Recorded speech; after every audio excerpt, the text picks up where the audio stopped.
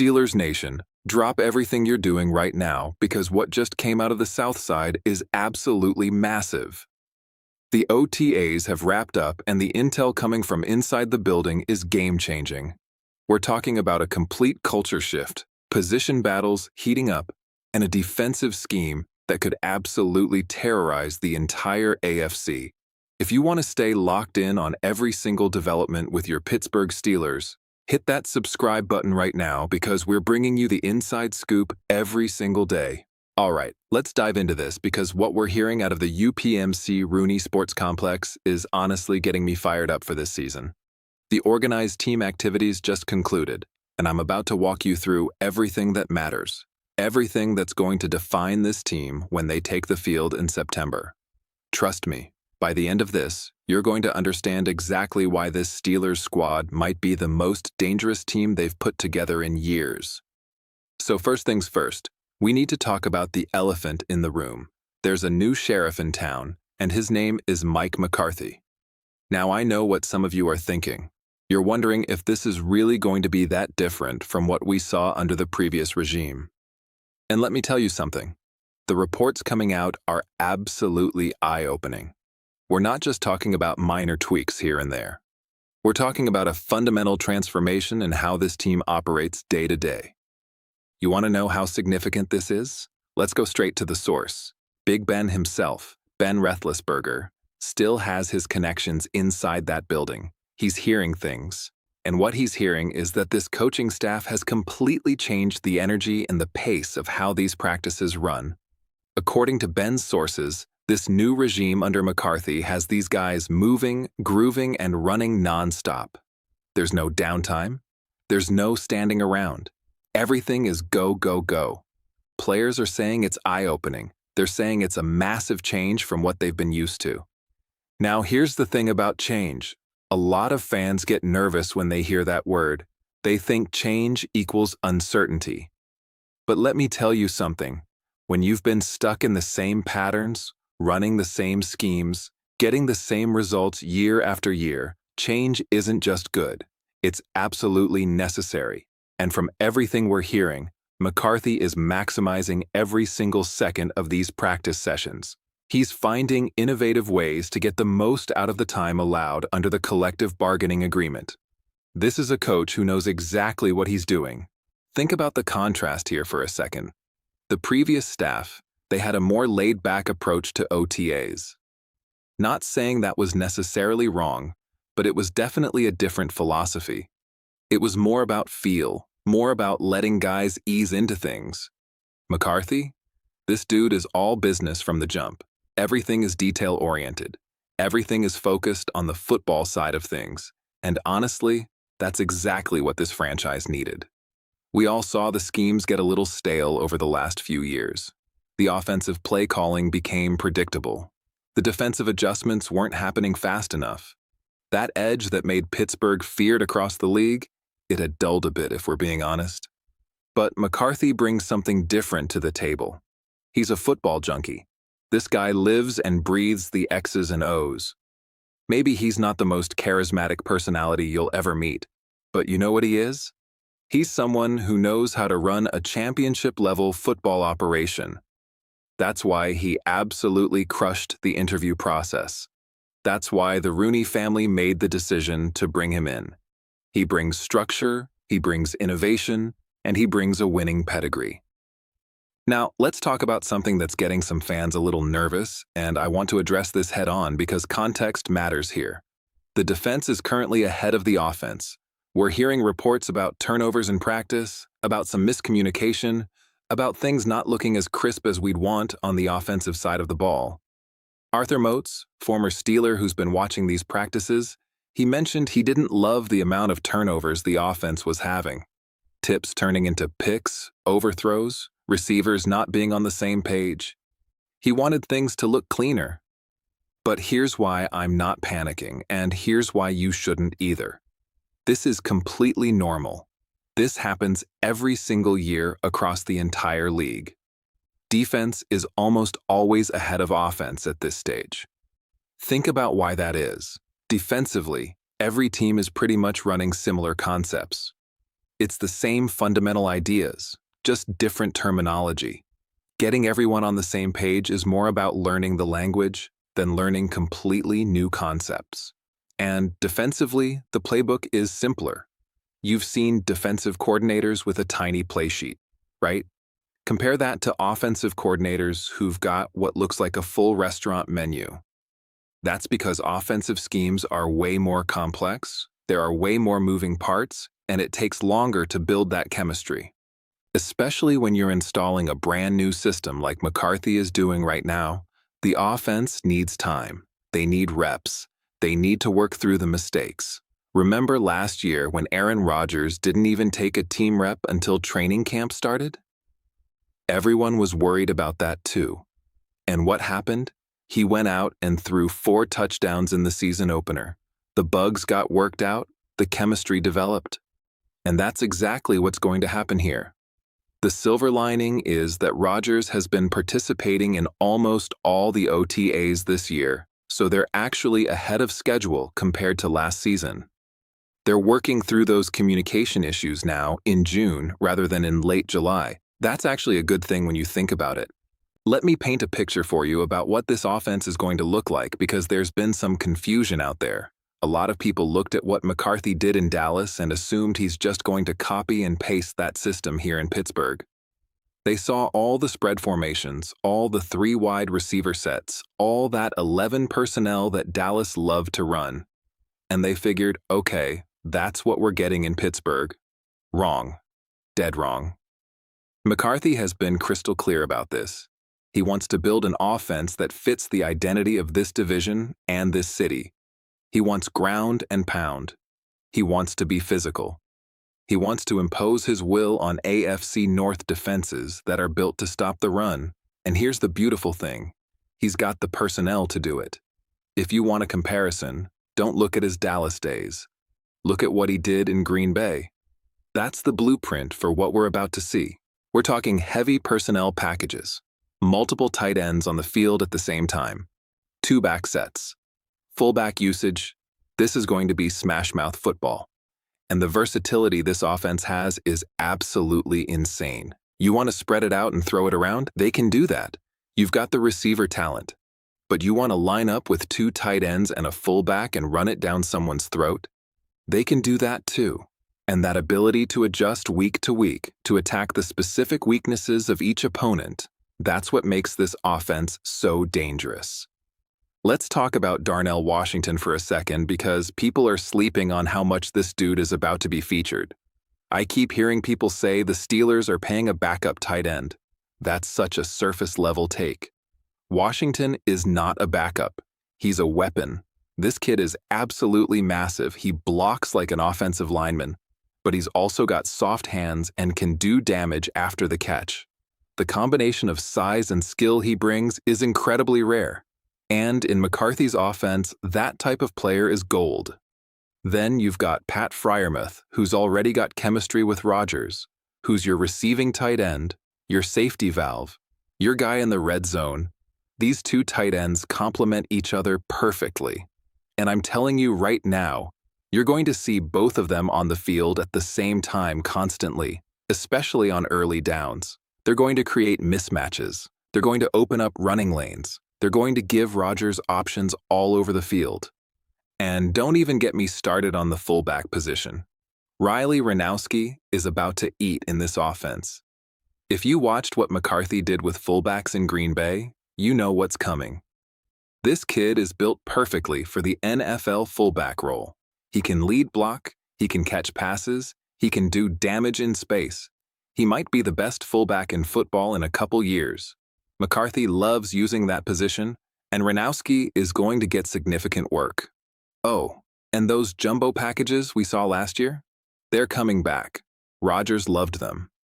He felt like they gave the offense a real advantage. Expect to see Spencer Anderson coming in as an extra offensive lineman in short yardage and goal line situations. This offense is going to be physical, it's going to be multiple, and it's going to be a nightmare to prepare for. Now let's get into some position battles because this is where things get really interesting. The backup quarterback situation is heating up. Will Howard versus Mason Rudolph. And from everything we're hearing, Will Howard is winning. He's getting the reps. He's impressing in practice. He's showing that he belongs. Mason, on the other hand, has been a bit inconsistent.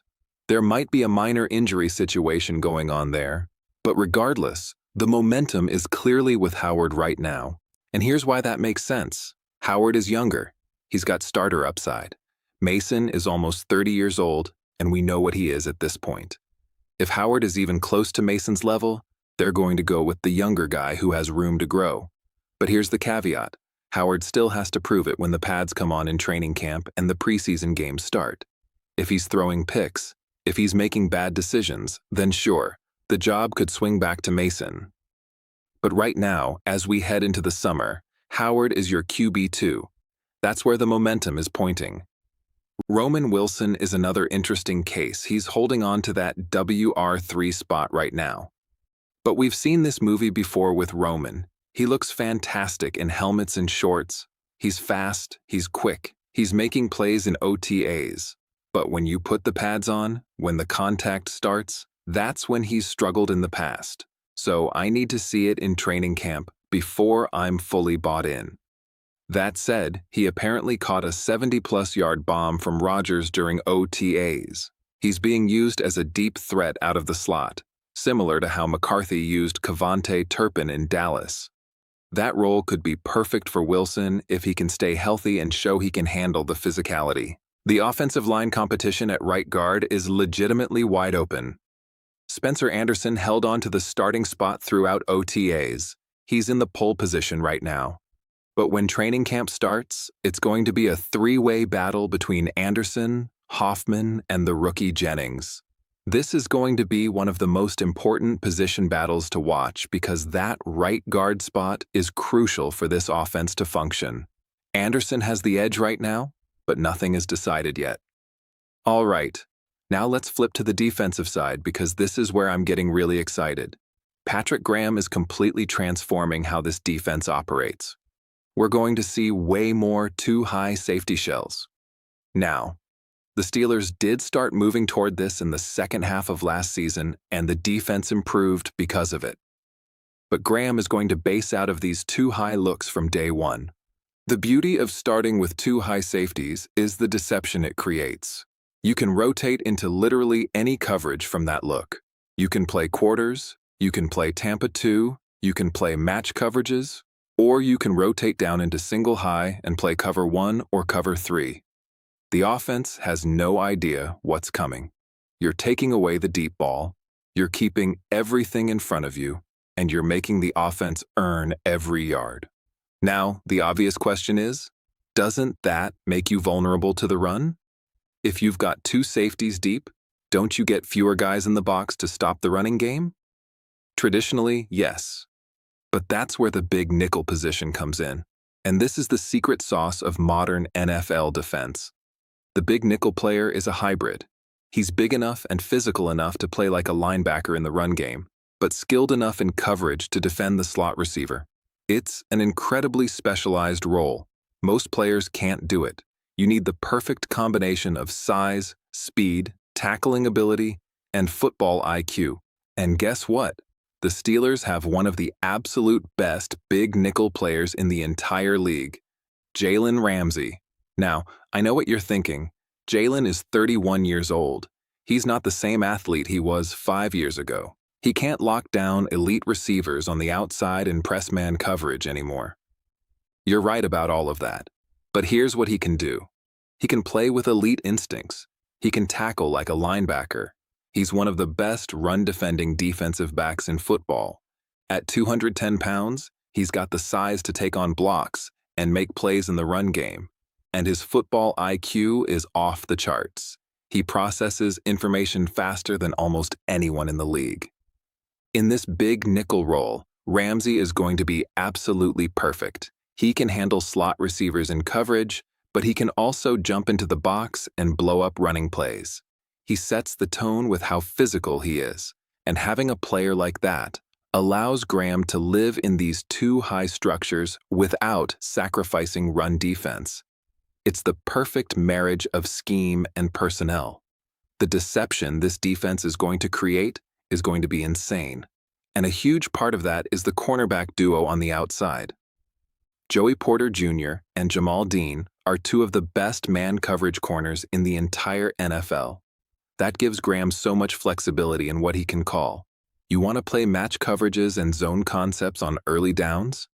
Great, they can do that.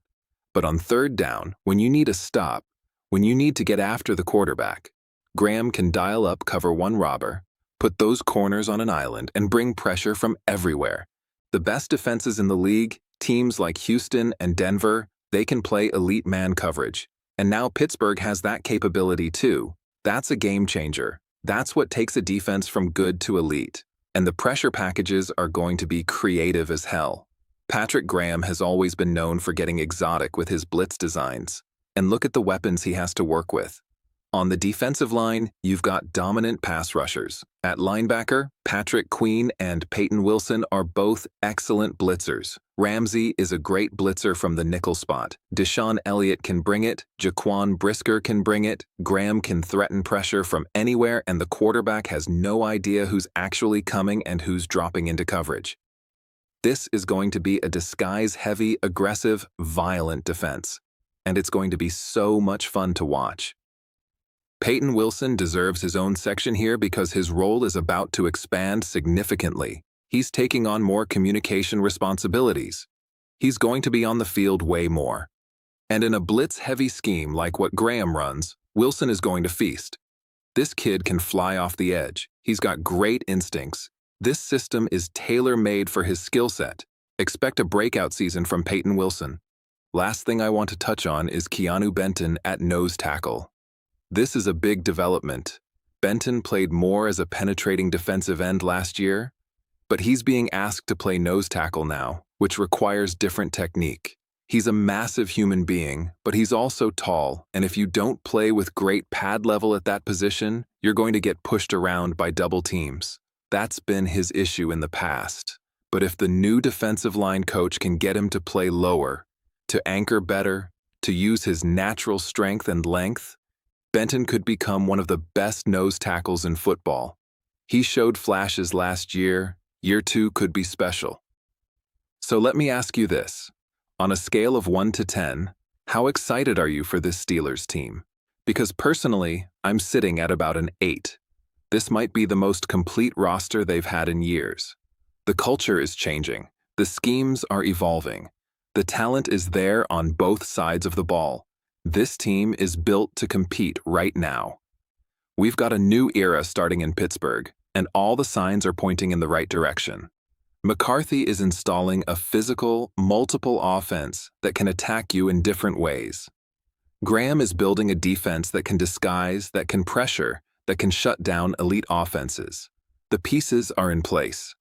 Now it's just about putting it all together when the games actually matter. Make sure you're following all this closely because we're going to be covering every single development as we head toward training camp in Latrobe at the end of July. Every position battle, every scheme installation, every injury update, we've got you covered. This is the most important offseason in years for this franchise, and you don't want to miss a single detail. The foundation has been laid during these OTAs. The intensity is different. The focus is sharper. The expectations are higher. And Steelers Nation should be ready because this team is going to make some noise. The AFC North better be ready. The entire conference better be paying attention. Pittsburgh is back, and they're coming with a whole new identity. Here we go.